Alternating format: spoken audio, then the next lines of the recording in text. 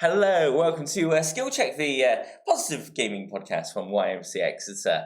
My name is Andy. And my name is Becky. And you'd think a intro like that, I would get it right first time. Absolutely not. Never get it right the first time. We never One day get it right. will happen. One day it will happen. And happy Jedi Survivor Day. I don't know what that means. Okay, so you've heard me talk about Jedi Fallen Order. That's true. Yeah, I have. Jedi Survivor is the sequel. Okay. It's is it out today? Today. Okay, that makes more sense. I am going to go home and play it after. Of course you are. All afternoon. He'll be reviewing it next week in Andy's Game of the Week, presumably. With apologies to my daughter if I am late with school pickup. Oh, yeah. It's a potential. What is also a potential is it's a game that's been released today, and I'm sure it will not be a buggy mess. I'm sure it will be fine on release day. It will be perfectly okay. So next week he's going to tell you about all the bugs that are in it and why it's not working. And I'm sure it'll work fine. And I'm sure there will be no performance issues at all. Absolutely. Whatsoever. Becky, help me out here. Yeah. What have we got coming up? So we're talking The Guardian talking about grief, and we're talking about Andy's Game of the Week, which is Spiritfarer. Oh, this is Spiritfarer then. That's a different game. Yeah, it's a different game. And then now we have, I'm going to say it. Gaming news.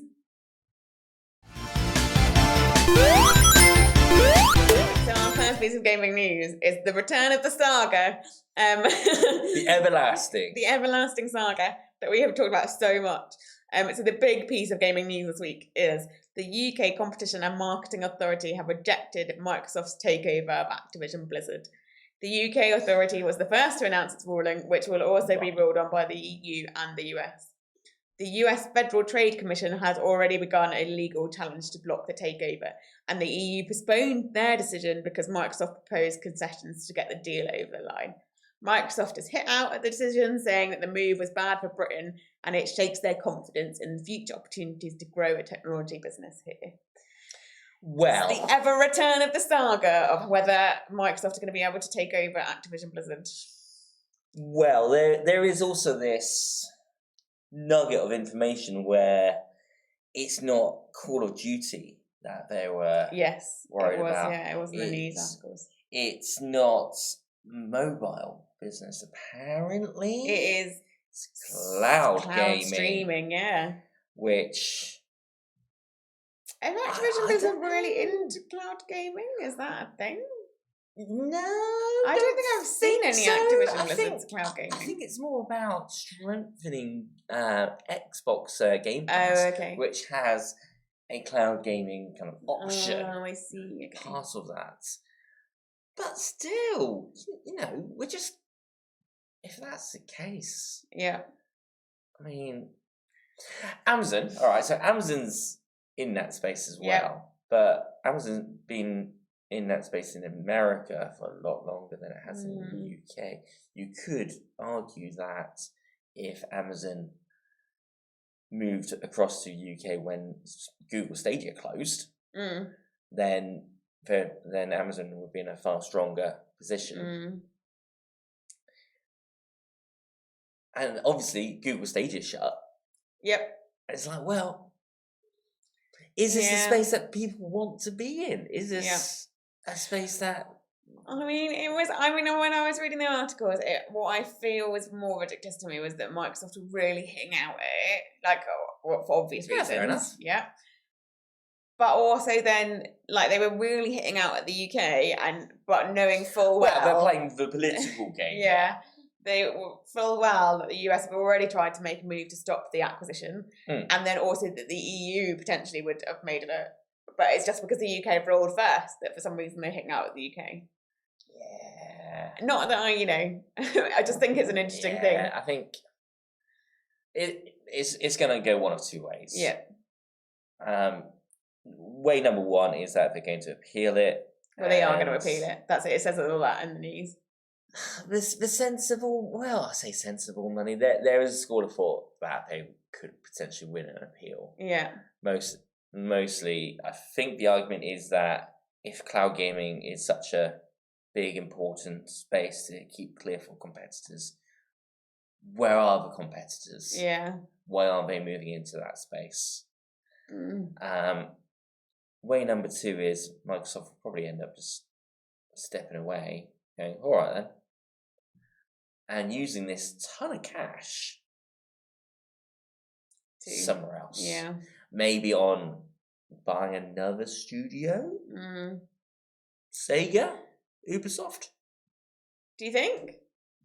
Are they up for sale? Is anyone really up for sale until they are? Sega have just bought something they the Angry They've Games. just bought Angry Birds, printers. which is a massive mobile game. Yeah. Which is a area which Microsoft want to get into. Yeah.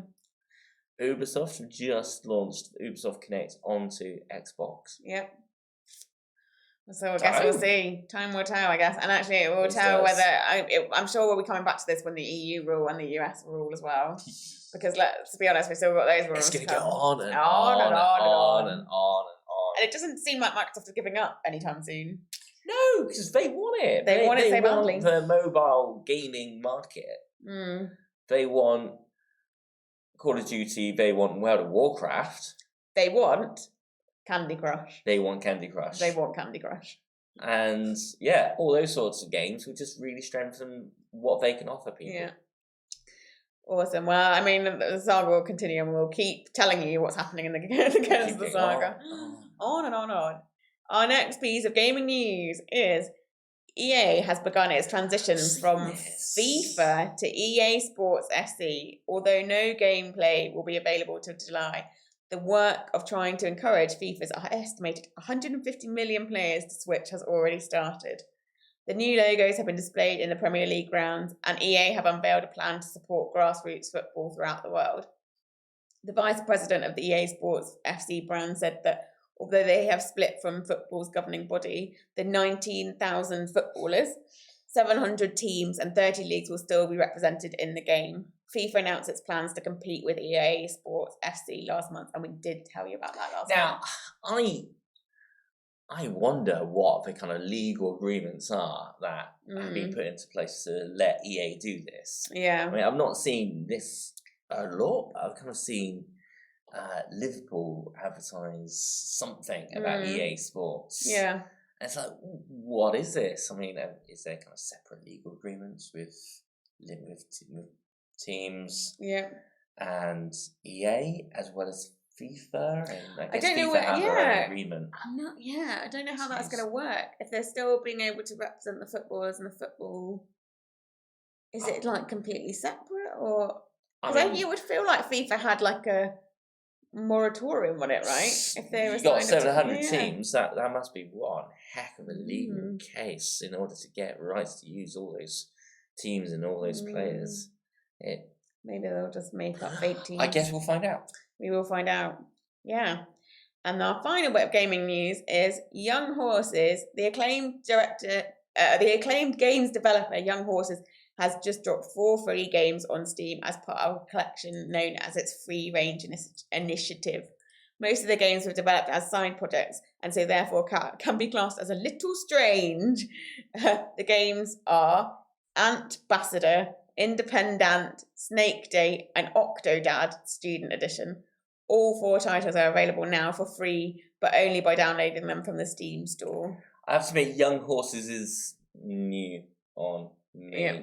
I do like how they describe themselves. Yeah. They say, we create quirky, innovative, and charming games. Yeah. I mean, I think the boundaries of game design. When I was looking it up, I was like looking up the games, and I was like, they're all a bit weird, and which is why they were side projects, I think. But there's a lot of like games. Octodad is apparently one that's like a bit more popular, and that's like Octodad Student Edition was one that the like original game that they invented when they were at university, which is why it's a student edition. Octodad might just be gaming's first slapstick comedy. Oh, there you go. I think I will have to try them and tell you about them and see whether they're actually any good or not. But yeah, the company dropped 4 free games if you want like a good game that's not going to cost you loads, that are a bit silly and a bit wacky. Yeah, those are available on Steam. The games are for kids and adults. And adults. So look, empathy and good humour for all. Yeah, good humour, good. Yeah. Awesome. Good fun. And that's the end of gaming news. Right, Becky. Mm-hmm. Let's chat. Let's chat. The mainstream media. Gosh, you make it sound like it's really bad. I know, right? I mean, I guess I'm going to struggle to think of better wording for the Guardian newspaper. Well, actual kind of news outlets that isn't ourselves, because we're number one news outlet. Yeah, totally. We may have slightly lower reach than people like the Guardian do. Yeah. But I think one thing that we've traditionally done is that we've kind of sought out other kind of articles and news items, just like gaming news. Yep. But as opposed to where a lot of the time gaming news is what's happening. Yep. We occasionally go, we've got this interesting bit of research, there's a bit of interesting news. A lot of the time it's around violence in games. Or how gaming can help behaviour and things like that. Yeah, and physical stuff as well. Yeah. And I think one thing that we didn't quite have time for last week was this article that appeared in The Guardian. Right. Not even a couple of weeks ago. I think it was just 10 days ago, like a week and a half. Okay. Something like that. Mm-hmm. And basically what they're saying is, it's a great article about grief. Yeah. Which feels like it's like now I've said those words out loud. Great. And grief isn't the combination of words you hear often. Yeah. But they really kind of take the time and kind of, I guess, this column in inches really a thing now, but in the world of websites. But there's this great kind of long, in-depth article about gaming and grief, which, to start with, thank you, The Guardian, for actually spending a bit of time on that, because I feel that's kind of we talk about it a lot, don't we? Yeah. And like, we always, we're really keen to try and highlight the positives of gaming and how it's not, it's not all bad. And I think sometimes when you read media stories about gaming, they're often quite negative, and they're often to read media stories that says gaming, it's not all bad. Yeah, and so it's nice to read a story that's about something that's positive about gaming, rather than like stuff that you always hear about, like, oh, young people are being affected by this and all this kind of stuff. So it's nice to read something that's nice, like, and positive about how gaming can help people through grief. Yeah, I mean, in their words, they say players have long found a refuge from grief in video games, and a recent wave of games is tackling this difficult theme head on. So it does kind of acknowledge that there are some games where people play and it's more of a refuge, it's more of a, not to escape, but to kind of give a space to develop, to mull on, and kind of process those feelings. Yeah. But then it does go on to kind of tackle in their words, recent wave of games. And there's this paragraph here which I particularly like, because I think it kind of summarizes a lot about what games can offer. Yeah. Which is, games have the power to normalize grief and offer comfort. And as art does, they can help us find meaning in our trauma so that we can overcome it. Avoiding thinking and talking about loss can maintain poor psychological well-being, explains Hitchcock, who is a psychologist that we talk to in the article. Playing a game about someone else's grief is going to trigger thinking about your own grief, due to the way that associations between information are formed in the brain. A game can therefore reduce avoidance of your own grief, but potentially in a way that is less confronting or painful. Yeah. Important words at the end there to get it right. Yep. Yeah. I mean, I think it's so true. Yeah, it's totally like it was interesting when you were talking about, I was thinking about like what we all experienced through COVID. And actually there was a lot of like different elements of grief because we all lost things that we couldn't then do or couldn't be part of that we were used to be part of.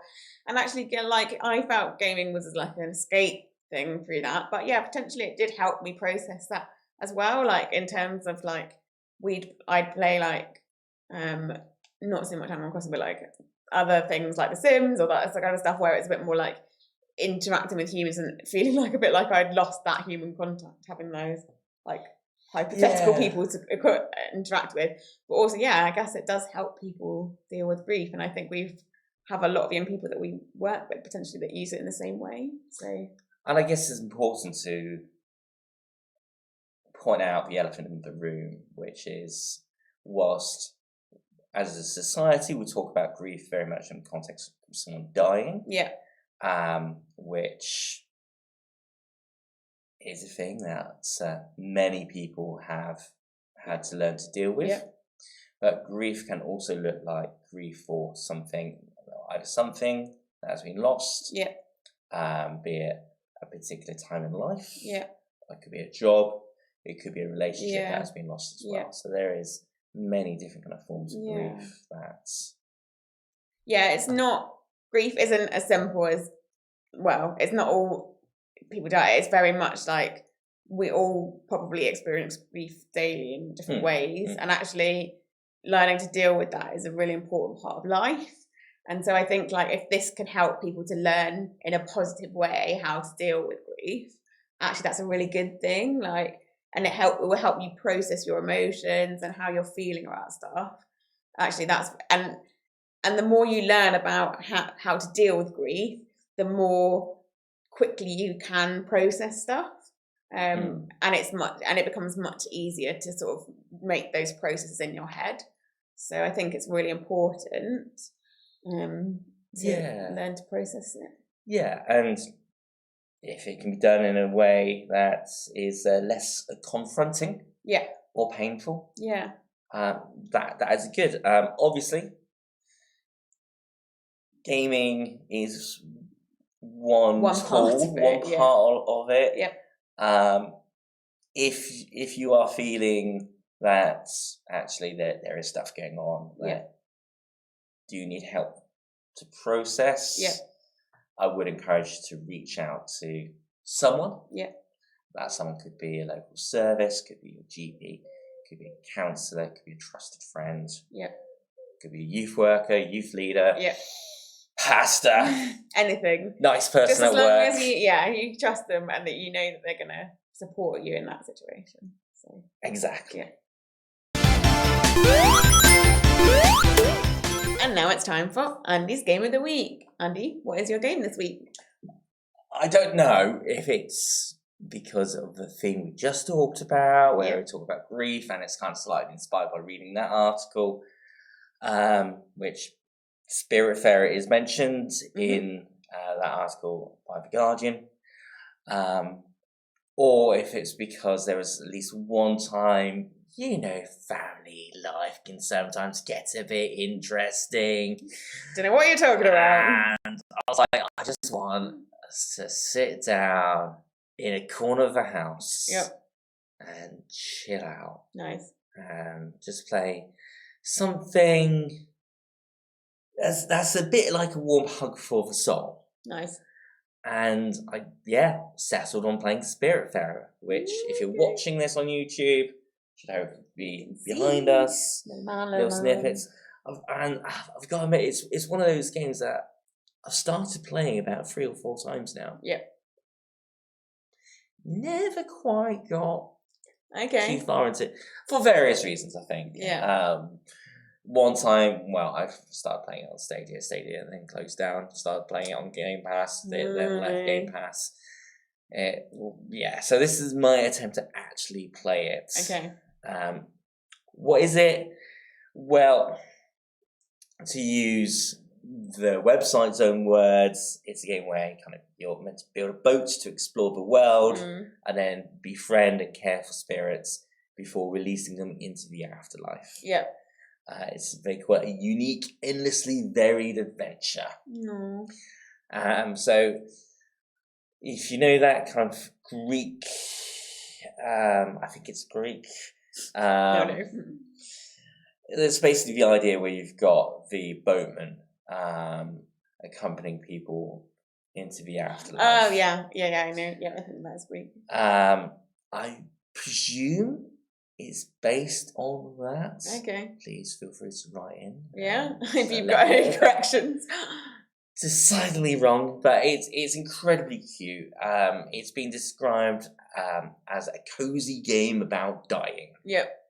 Which, I mean, there's a lot of kind of game mechanics here which remind me of Stardew Valley. Yeah. Not because it's anything like Stardew Valley, but because Stardew Valley seems to be the go-to game comparison for any game that is about, features farming. Yep. Features fishing. Yep. And features the mechanic where you can just sit there and fish for as long as you flipping want and be relaxed about it. Yep. And it's just nice. And the boat you build has options like fields, bedrooms, kitchens, gardens. Aww. And so therefore it kind of has that kind of cozy management feel that Stardew Valley is very well known for. Yeah. I was going to say I really like the graphics. Like, it looks really pretty and colourful. It is a pretty game. Yeah. And it is quite a rarity for... It's very kind of Switch friendly type graphics in that I guess I call it a rarity because it's a very pretty game and yet not exactly real live. It looks like you're playing a computer game. Yeah. It looks like you're playing a cartoon. Yeah. But it's gorgeous. It's nice. It's available on many game platforms, including iPhone as well. Okay, so you can play it if you don't have a console. If you have a Netflix subscription, and you have an iPhone, you might be able to get it on Android as well. Okay. It will be worth looking out for because I feel it's possibly free for people who have a Netflix subscription as well. Nice. Okay. Awesome. Well, that's great. That's all we've got time for this week. So we will see you next week. We've got, if you are on social media, we are on social media at YMCXter and at YMCXter Games on Instagram. Feel free to find us on there. And we will see you next week. Take care now. Goodbye. Bye.